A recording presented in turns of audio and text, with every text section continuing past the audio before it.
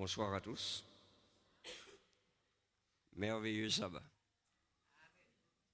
Nous sommes entrés dans des heures bénies par le Créateur. Et rappelez-vous d'une chose, ces heures ne sont pas là pour être adorées, mais c'est le Créateur de ces heures qui doit être adoré.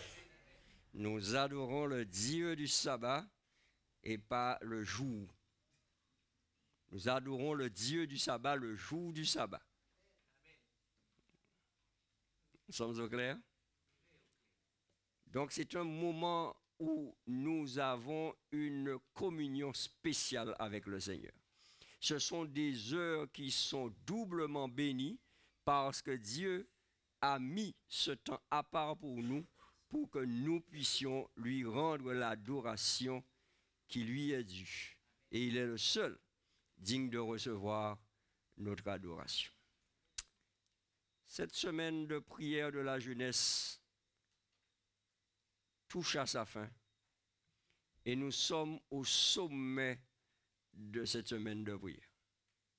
Je vous invite par la foi à vous rendre, je dis bien, au sommet de cette semaine de prière où là, nous allons vivre un moment extraordinaire avec notre Seigneur. Ceux qui ont reçu le message WhatsApp ce matin, vous vous rappelez dans quelle partie de la Bible nous étions? Nous étions dans le Nouveau Testament, nous étions dans l'épître de Paul aux Romains et nous étions dans le chapitre 5. Alors je vais vous inviter à lire avec moi ces paroles du chapitre 5 de Romains, les 2 premiers versets. Romains chapitre 5, versets 1 et 2.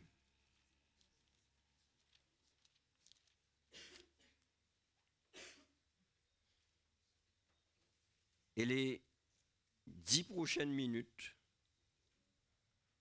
nous serons dans cette dynamique de comprendre véritablement ces versets. Nous y sommes?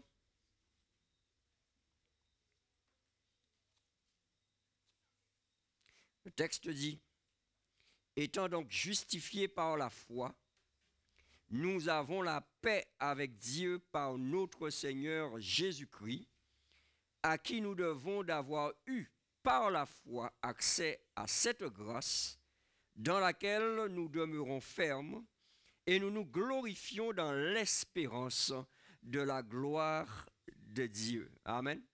En fait, toute la semaine est résumée ici. Vous avez noté, nous avons parlé de quoi? Nous avons parlé de la foi, nous avons parlé de la grâce, nous avons parlé de la paix, nous avons parlé aussi de cette justification qui nous donne accès à l'éternité. Et nous parlons aussi de l'espérance et nous allons insister ce soir sur l'espérance. En quoi sommes-nous justifiés par la foi? C'est par le don de Jésus-Christ à la croix. Ce sang qu'il a versé pour moi à la croix me donne aujourd'hui la possibilité de venir et de pouvoir être invité à la table du roi.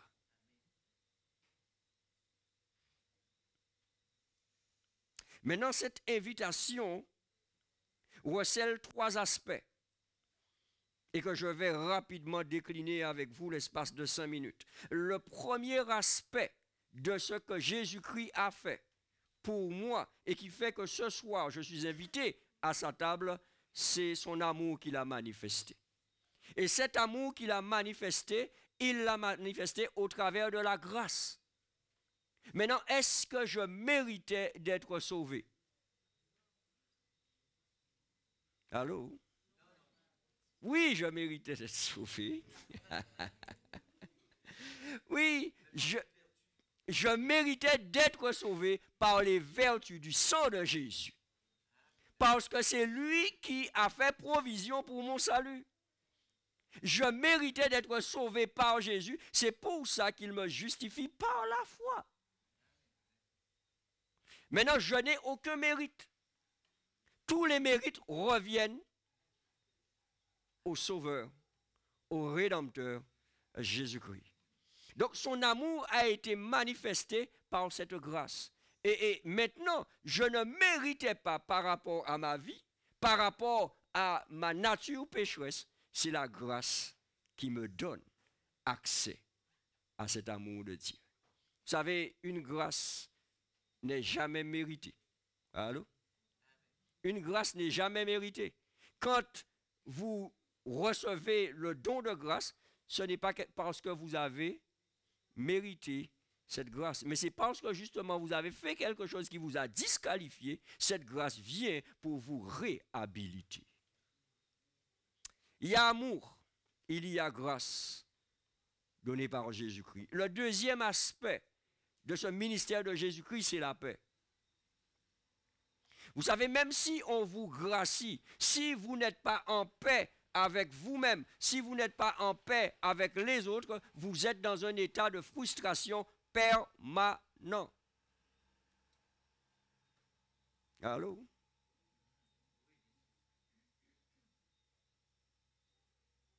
Vous grillez un feu rouge à Vieux-Bourg. OK?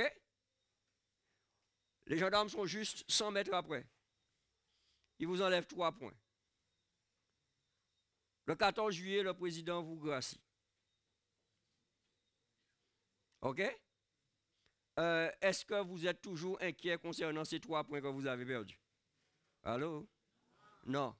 Maintenant, est-ce que cette grâce faite par l'autorité présidentielle vous donne licence le lendemain pour aller griller un autre feu? Allô?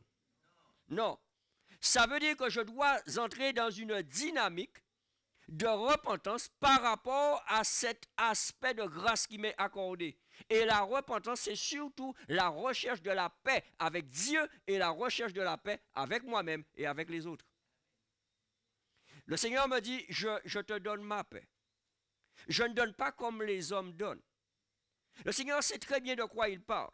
Lorsque quelqu'un a marché sur votre gros orteil, d'accord, et que ça vous a fait mal, vous avez envie de marcher sur son gros orteil aussi pour lui faire savoir que vous avez senti mal. Il faut qu'il sente mal aussi pour qu'il comprenne la prochaine fois. Il ne faut pas marcher sur votre gros orteil. C'est vrai ou c'est pas vrai? Maintenant, lorsque cette personne a marché sur votre gros orteil et vous demande pardon, là, vous savez que vous avez une sensation de contrôle sur cette personne. Tu dis? Mais totalement. Totalement. Parce que toutes les fois que tu as une sensation de contrôle sur un autre comme toi, tu es dans le mal. Mais tu sais que tu as un contrôle sur lui parce que tu exiges qu'il te demande pardon. Allô? OK. Qui a péché contre Dieu? Allô? C'est moi. Est-ce que Dieu me persécute pour que je lui demande pardon?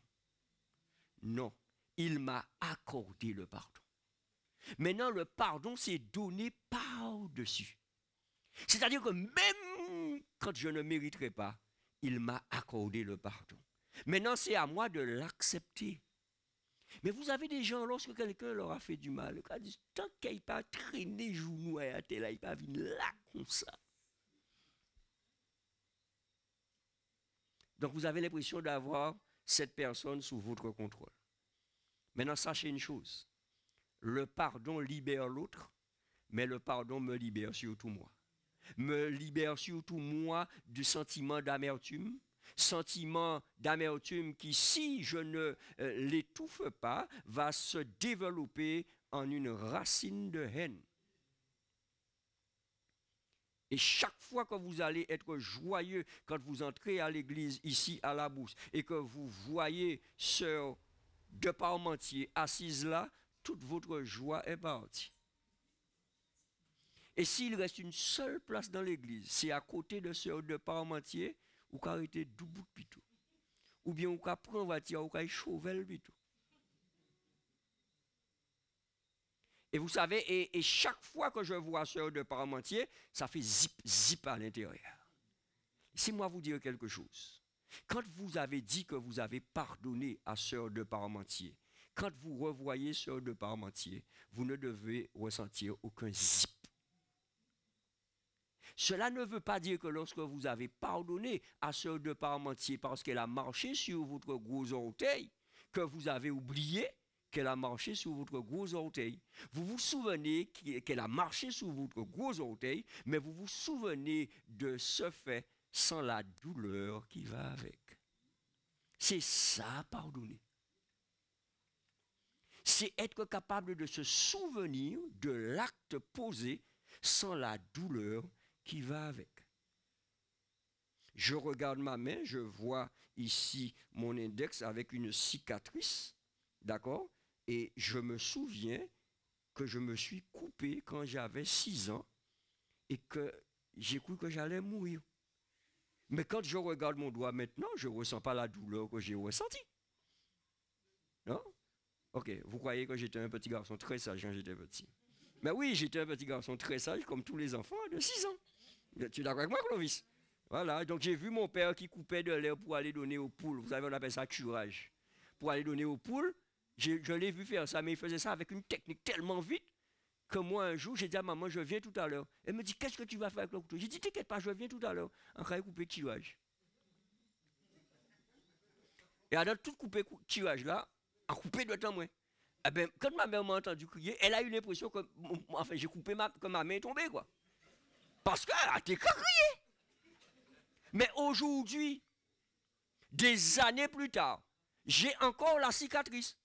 Mais quand je me rappelle que je me suis coupé, mais je ne ressens pas la douleur que j'ai ressentie ce jour-là. C'est ça lorsque j'ai pardonné à sœur de Parmentier. Je suis capable de la voir, de lui dire bonjour, comment vas-tu? Bon sabbat, sœur de Parmentier, que le Seigneur te bénisse. Je n'ai aucun zip-zip. Mais bien sûr, c'est Michaela. Mais il faut inviter sœur de Parmentier à manger. D'accord? Maintenant, vous avez des gens qui vous disent, en pardonnez-vous? Mais on va pas oublier. Oui, mais tu ne peux pas ne pas oublier. C'est pas la peine de dire ça à la personne, mais tu ne lui as pas pardonné. Parce que quand tu lui dis en pas qu'à oublier, c'est que tu as encore à l'esprit la douleur et tu ressens encore la douleur. Tu n'as pas encore pardonné, tu as excusé. Ok. Et donc tu ne peux pas être en paix avec toi-même. Tu ne peux pas être en paix avec toi-même. Et tu ne peux pas non plus être en paix avec Dieu. Parce que Dieu te dit que toutes les fois que tu t'adresses à moi, assure-toi que tu es en paix avec celui, ton frère que tu vois. Ne dis pas que tu es en paix avec moi que tu ne vois pas et tu n'es pas en paix avec ton frère que tu vois tous les jours et que tu peux te réconcilier avec lui. Rappelez-vous 2 Corinthiens 5, verset 18 à 20 qui dit que le Seigneur nous a donné le ministère de la réconciliation. Et qui nous a donné l'exemple par excellence de la réconciliation? C'est bien notre Seigneur Jésus-Christ. C'est nous qui l'avons offensé et c'est lui qui vient mourir pour nous. Allô? Est-ce que je suis prêt aujourd'hui, après avoir dit que j'ai pardonné à sœur de Parmentier, de me sacrifier pour sœur de Parmentier? Alors, je ne parle pas de mourir, hein. Quand je parle de sacrifier, je parle d'un sacrifice, quelque chose qui me tient à cœur. Est-ce que je suis prêt à pouvoir lui donner cette chose-là, par exemple, et en être débrouillé? Je n'ai pas posé la question, mais j'ai peut-être sûrement la garantie qu'il n'y a aucune sœur qui s'appelle ici de Parmentier. J'ai choisi un nom qui vraiment ne devrait pas, on ne sait jamais. Donc il y a l'amour, il y a la paix, et le troisième élément, il y a l'espérance. Et nous allons terminer là, l'espérance. Quand je suis à la table du roi, je suis dans la dynamique d'attendre son prochain retour. En fait, je commence déjà à goûter, d'accord, à ce qu'il m'a promis lorsque nous allons entrer dans l'éternité. En fait, je dois commencer à m'entraîner. Allô? Je dois commencer à m'entraîner. Parce que quand le moment viendra et que je serai reçu au banquet des noces de l'agneau, et il va falloir que j'occupe ma place. Je ferme ma Bible là. Que j'occupe ma place. Je ne vais pas m'asseoir à la place de Jean-Pierre Baudin. Je ne vais pas m'asseoir à la place de Catherine Mondeste. Je ne vais pas m'asseoir à la place d'Annick Cancel ou de qui que ce soit. Je ne vais pas m'asseoir non plus à la place de Mathieu. La place de Davy, c'est la place de Davy. Isabelle a sa place réservée. Emmanuel a sa place réservée. Maintenant, c'est à moi, en faisant cet entraînement alors que je suis encore sur cette terre, de pouvoir me préparer à être à ma place. Et pour cela, les 3 aspects, je dois les avoir présents dans ma vie. Vous vous rappelez? Amour, paix et espérance. Est-ce que j'ai ces 3 aspects? La parole de Dieu nous dit que nous allons véritablement faire ce geste au service de la communion pour annoncer son retour jusqu'à ce qu'il vienne. Mais il faut que pour moi, lorsque je viens à la table du roi, que ça soit comme si le jour était venu. Donc, c'est-à-dire que je me présente dans un état de préparation totale. Je suis prêt. C'est ce que je dis au Seigneur quand je viens à sa table. Je dis, Seigneur, je suis prêt. Tu m'as invité, maintenant me voici. Je sais que tu es en train de revenir, alors donne-moi de ce pain, donne-moi de ce vin qui seront le moteur pour moi pour que je tienne jusqu'à ton apparition. Je terminerai en lisant ce texte tiré du livre Jésus-Christ concernant la Sainte Seine. J'aime à lire ce texte parce que quelquefois, nous pensons que c'est un moment austère. Il nous est dit que le service de communion, c'est dans Conseil à l'Église à la page 243 ou dans le livre Jésus-Christ à la page 662. Le service de communion ne doit pas faire naître la tristesse. La tristesse, c'est avant. Allô? Ce n'est pas dans cette intention qu'il a été établi par le Seigneur. Il ne faut pas, quand les disciples du Seigneur se réunissent autour de sa table, qu'ils passent leur temps à se lamenter au sujet de leur déficit spirituel. Il ne faut pas non plus qu'ils s'arrêtent à considérer leur expérience religieuse passée, encourageante ou non. Ils ne doivent pas davantage se souvenir de leurs différends. Ce n'est pas différence ici. Il est question de différents. Donc on parle de désaccord. D'accord? Tout cela a été effacé par le service préparatoire. Tout au long de la semaine, nous avons vu l'amour, la grâce de Jésus-Christ manifester envers nous et que nous devons manifester envers les autres. Cela a été effacé par le service préparatoire. On s'est examiné soi-même, on a confessé ses péchés, tous se sont réconciliés. Maintenant, on va au-devant du Christ. On se tient à l'ombre de la croix, mais sous la lumière salvatrice de cette croix. Chacun doit ouvrir son âme aux rayons lumineux du soleil de justice. Le cœur purifié par le sang précieux du Christ, dans la pleine conscience de sa présence invisible. Et oui, on écoutera ces paroles. Je vous laisse la paix. Je vous donne la paix qui est la mienne. Moi, je vous donne non pas comme le monde donne. Et le paragraphe se termine à la page 663 du livre Jésus-Christ en disant « Voilà des choses que nous ne devons jamais oublier. » Quelles sont ces choses? L'amour de Jésus qui nous presse doit toujours être présent à notre esprit. Le Christ a institué ce service afin de parler à nos sens de l'amour que Dieu a manifesté à notre égard. Il ne peut y avoir d'union entre notre âme et Dieu que par le Christ. Que par le Christ. C'est l'amour de Jésus qui doit cimenter et rendre éternel l'union et l'amour qui existent entre les frères. grâce. Non. Il ne fallait rien moins que la mort du Christ pour donner l'efficacité à son amour pour nous. C'est cette mort qui scelle l'amour que nous avons, l'amour fraternel. Et grâce à cette mort, nous pouvons attendre avec joie son retour. Amen.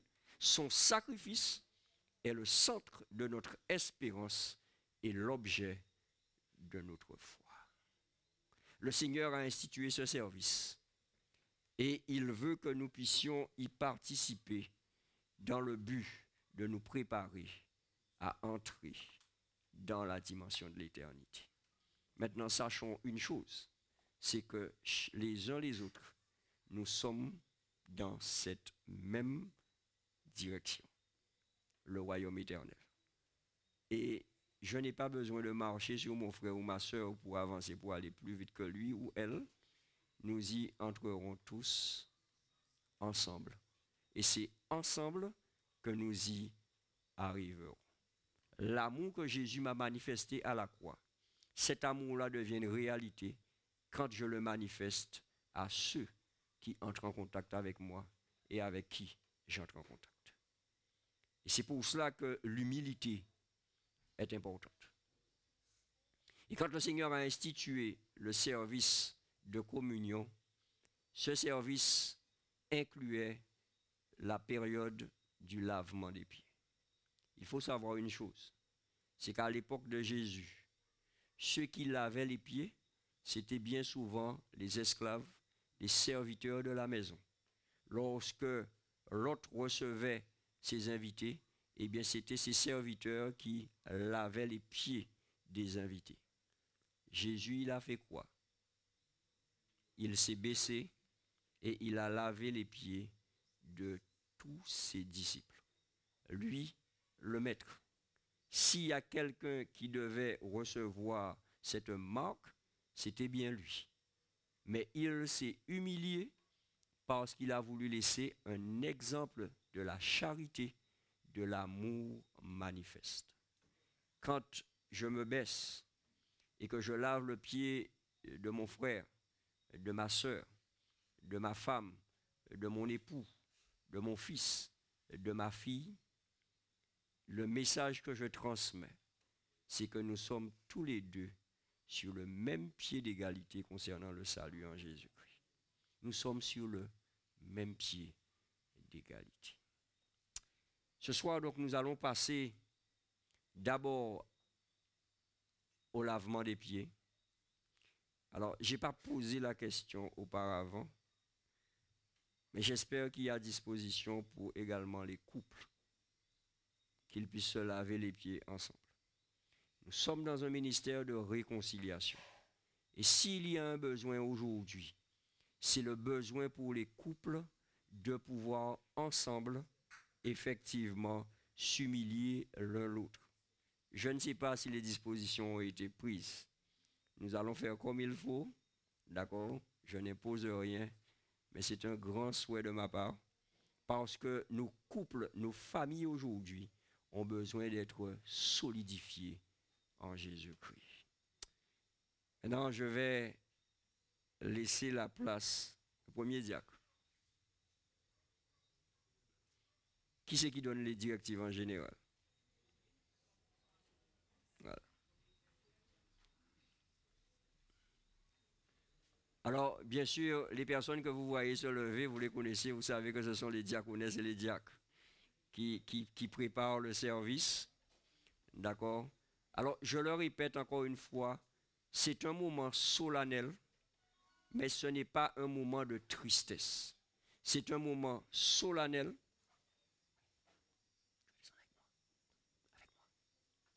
C'est un moment solennel et c'est un moment où chacun, effectivement, est face à son Sauveur, face à son Seigneur. Et mes amis, ne ratons pas cette opportunité de renouveler notre alliance avec le Seigneur ce soir.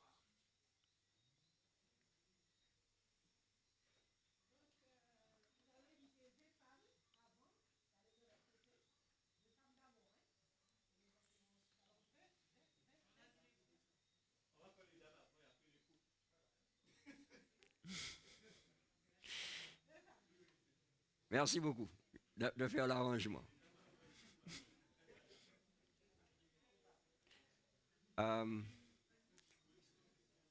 Viens, est-ce qu'en général, il y a un moment de chant pendant le lavement des pieds?